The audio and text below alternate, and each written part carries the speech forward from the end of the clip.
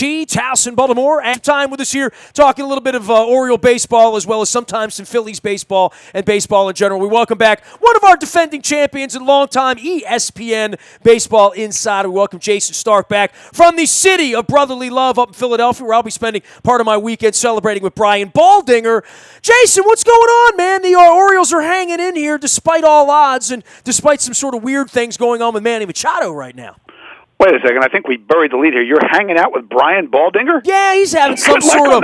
Dude, they're having some sort of party. It's in New Jersey. I only go to Jersey for like 2 or 3 things. I mean, I go for Springsteen. I drive through there to get to New York. And when Brian Baldinger makes me get off, I exit 4, I make a right turn, and next thing you know, I'm drinking wine and eating fresh vegetables from his garden. Yeah, that's going to happen. Oh, yeah. Well, I mean, you know, all the beverages served. The Philly guys, certainly, they stick together up there. I know how that goes. It's bad times in Philly, and we're trying to figure the Baltimore thing out right now. Yeah. You know, I'm amazed by the Orioles. I was amazed by their start, how well they played, how many different ways they found to win, how they covered up their injuries and pitching issues. And then I've been amazed by how badly they've played over the last 3 weeks. Neither of those really made sense to me because I think they're somewhere in between, don't you? Yeah, and I don't know whether they're buyers or sellers. I feel like they have to stay in. I feel like in other franchises, I mean, I'm talking to Pittsburgh people all week, Jay, they're going to deal McCutchen, right? I mean, and they're not going to look back. And the Yankees last year just went out and dealt guys. If they're not going to sign Machado a year and a half from now, I mean, Chicago, traded away Sale in the offseason. But Machado would hitting 220 right now, and what message it would send to the fan base that, quite frankly, hasn't already been sent by their owner over a quarter of a century. It's kind of a weird place because I don't think they can win the World Series as comprised, and I don't think they can go out and deal for any quality help at this point. And they don't even really know what to do with Jimenez at this point, except throw him whenever they can, All right, what? I think that was about 7 questions in one. Well, that's the Orioles. I mean, first off, look around at the American League, and outside of the Astros, and what you think the Indians have a chance to be, who's definitively better than the Orioles? Like, where are the great teams in the American League that would make you say the Orioles are not potentially as good as them? Well, I would say the Yankees and the Red Sox are the ones they got to worry about the most, and they're going to have money to spend. They probably have more talent as comprised, but then you say, well, what if on Gausman? And what if on Miley if he hangs in? And what if on this kid Asher who couldn't figure it out in Philadelphia, but seems like, he's going to be in the rotation for a little while here. So if you're betting on all of that and you're betting on Davis to wake up and Machado to wake up, then sure. I mean, maybe they can play 600 ball the rest of the way, but I think the Yankees have some trades up their sleeve in 6 weeks, and I think the Red Sox are going to play better and they're going to pitch better. Well, I think of every team in the league, the Red Sox have as much at stake as anyone. I mean, they're clearly all in, right? They're all in. And I'm in agreement with you. I think David Dombrowski will do what it takes. That's his track record. They're a really good bet to make multiple deals, probably in July, okay? And the Yankees, I don't know about them. I think it's really too soon to say. They've really played as well as they could possibly play. They've surprised themselves. I think there's still a lot to worry about there in terms of pitching depth that could come back to haunt them. And it'll be interesting to see how aggressive Brian Cashman is in July. He's got a system that gives him the ability to make deals, and he's really good at it. But I don't think they see this as a go-for-it kind of year. I think they feel like their best years are ahead of them. So I'm just not sure on them. And the thing that's interesting, I look at this all the time, the Baseball Prospectus playoff odds report, right? They think right now they're projecting that the second wild card in the American League will win 82 games.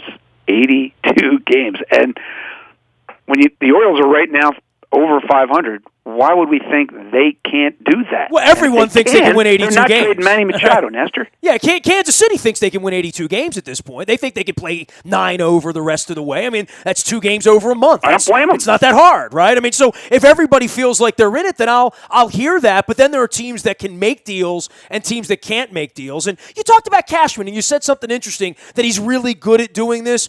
He's kind of underappreciated, right? Like, he's almost under radar with all the trophies there because they had all the money, they had all the stars, they had all the players. Some of that got inherited from the Buck Showalter era, for crying out loud, 20 years ago with the Big Four, and now trying to do it again and climb up the mountain. And the same thing for Girardi coming in after all the Torrey stuff. They still have a lot to prove there, but this is his time to prove it. That's what all of this is with Chase and Sanchez and a lot of these guys, right? Well, yeah. If we're going to talk about Brian Cashman's body of work, with every year that goes by and you see how hard it is to repeat, don't you admire more what the Yankees did in that age? Look, they had more money than everybody else. That bought them depth. It bought them stars. It certainly filled in a lot of pieces. But they made good decisions because it wasn't just about bucks. It was about brains. And Brian Cashman always made good choices, I thought, for the most part. And you never get them all right, but he got a ton of them right.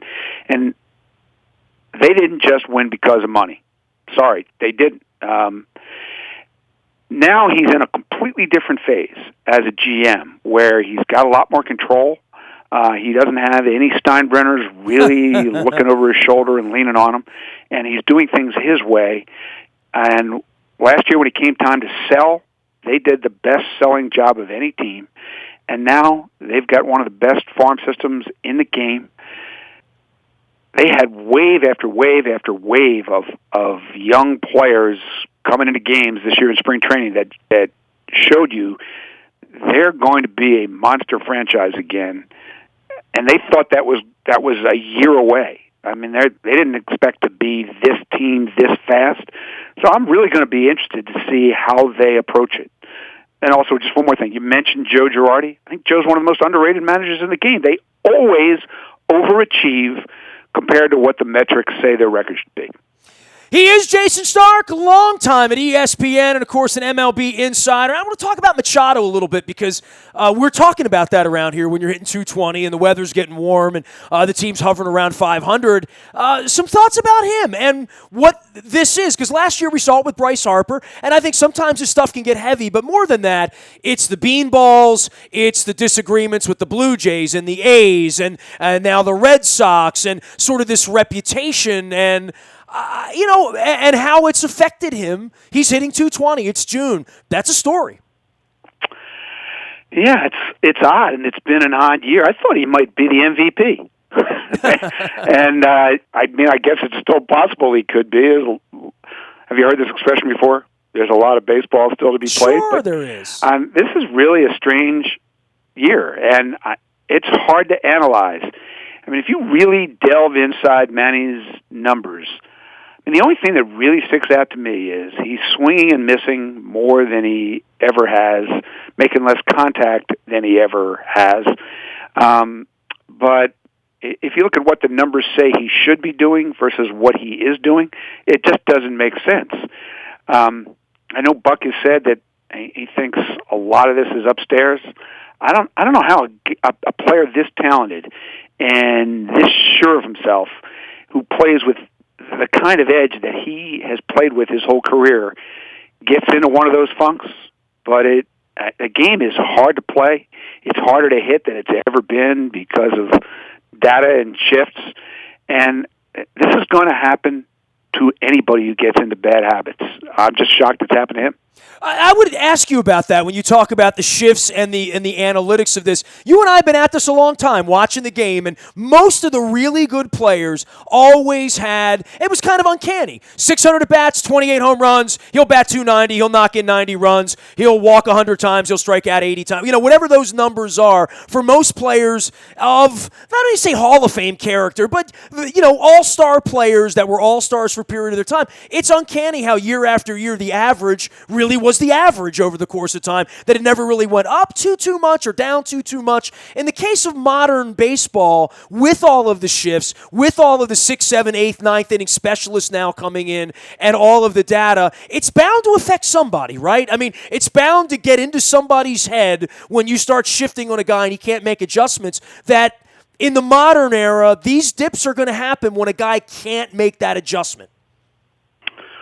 There's no doubt about it. I had a conversation this week with a front office guy. We were talking about the draft and, how when you look at this year's draft class, there's really no Harper, there's no Trout, there's nobody that you look at and think, I know exactly what this guy is going to be, and he's going to be a star. And when I mention, we're talking about 18 to 21-year-old kids that you would think you could take great athletes and teach them how to hit.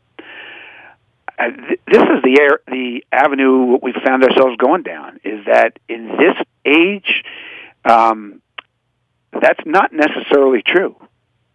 Because if you fall into bad habits, and there are definitive ways to pitch you, it's harder than it's ever been to break out of that. Because what are shifts based on, Nestor? Just simple mathematics. Just like in the NFL, right? If it's 3rd and 1, there are going to be 10 big bodies down there on the line of scrimmage to keep you from running the ball. This is where baseball is now. If we know exactly where you're going to hit the ball, if we throw you this pitch in this spot, we're going to do that, and then we're going to have somebody standing there, and they're going to catch it, and you're going to be out. Until you adjust, right?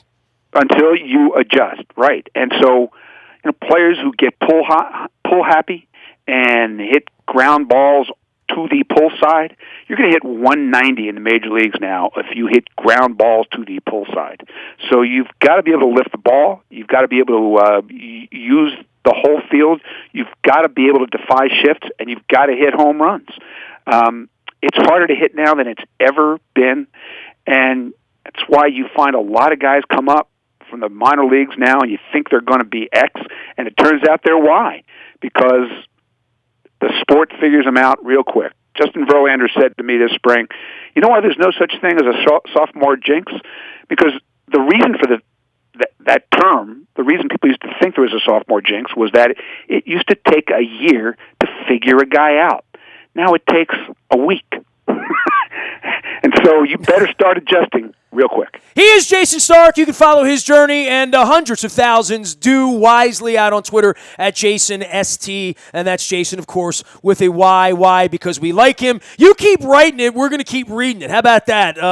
For wherever you're landing, as you land on my Twitter all the time. So for that, I am very, very appreciative, and we'll be following your journey here. Same way we're following the Astros right now, Jay.